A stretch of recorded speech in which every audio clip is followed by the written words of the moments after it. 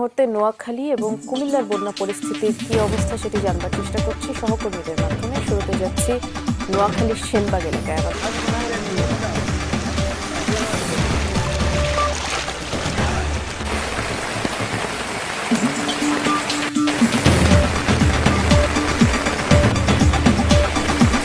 তুমি যেটা বলছো যে নোয়াখালী বৃষ্টির ব্যাপারটা আমি সরাসরি শুনতে পাচ্ছি। আমি এখন আছি নোয়াখালী সেনবাগ থানায়।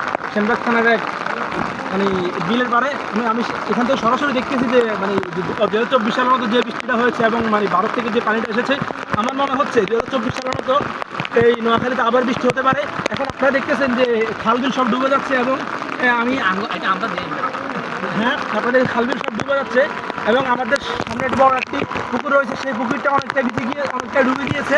আমার মনে হচ্ছে 24 সালের মতো এখন নোয়াখালীতে আবার বৃষ্টির যে প্রভাব চলতেছে, ওই বৃষ্টির কারণে নোয়াখালীতে আবারও বন্যা হতে পারে।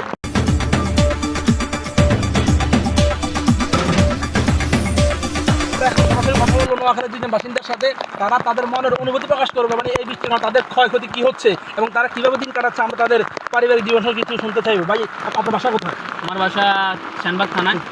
নাম কি ভাইয়া? নাম মোহাম্মদ জহিরুল ইসলাম। মানে এই যে বৃষ্টি হচ্ছে, মানে দীর্ঘ 2-1 দিন ধরে নোয়াখালীতে বৃষ্টি হচ্ছে, এই জন্য আপনার মনে অনুভূতিটা কি? ভাই, আমাদের মনের অনুভূতিটা খুবই খারাপ, কারণ বৃষ্টি হওয়ার কারণে আমাদের অনেক সমস্যা হচ্ছে। দেখতে তো পাচ্ছেন কি পরিমাণে বৃষ্টি। 2024 সালেও অনেকজনের অনেক সমস্যা হয়েছে, আপনারা তো দেখতে পাচ্ছেন। এখন 2025 সালে যদি এরকম হয় তাহলে অনেক মানুষ অনেক কষ্টে থাকতে হবে এবং কি আমাদের এই প্রতিনিয়ত ঝড়ের সাথে মোকাবেলা করতে হচ্ছে, আমাদের অনেক সমস্যা হচ্ছে। মানে 2024 সালে যে বন্যাটা হয়েছে, মানে ওই বন্যাতে আমার মনে হয় আপনারা ওই বন্যাতে অনেক কষ্টকর দিনকাল কাটিয়েছেন। মানে ওই বন্যা থেকে আপনারা কি শিখতে পেরেছেন?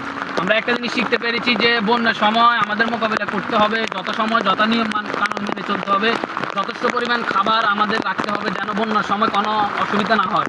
আপনারা কি মানে 2024 সালে যে বন্যাটা হয়েছে এবং যে পানির প্রভাবটা আপনাদেরকে ফেলেছে, ওটা কি আপনাদেরকে মানে বাইরে থেকে মানে অথবা কোনো সংগঠন থেকে আপনাদের কোনো ত্রাণ বিতরণ দেওয়া হয়েছে কিনা? জি দেওয়া হয়েছে। আমাদের এলাকারও ত্রাণ বিতরণ এসেছে, অনেকজনে দিয়েছে, অনেকজনের বাসা আবার দেওয়া হয়নি। তারা অনেকজনে রেখেছে, আবার অনেকজনে দিয়েছে। আর যেটা বলতে চাচ্ছি যে পরিমাণে বৃষ্টি হচ্ছে, আবারও দেখা যাচ্ছে কি বন্যা হবে। বন্যা হলে আল্লাহ ভালো জানে, আবার আল্লাহ আমাদের জন্য কি পরীক্ষা নিচ্ছে। ধন্যবাদ।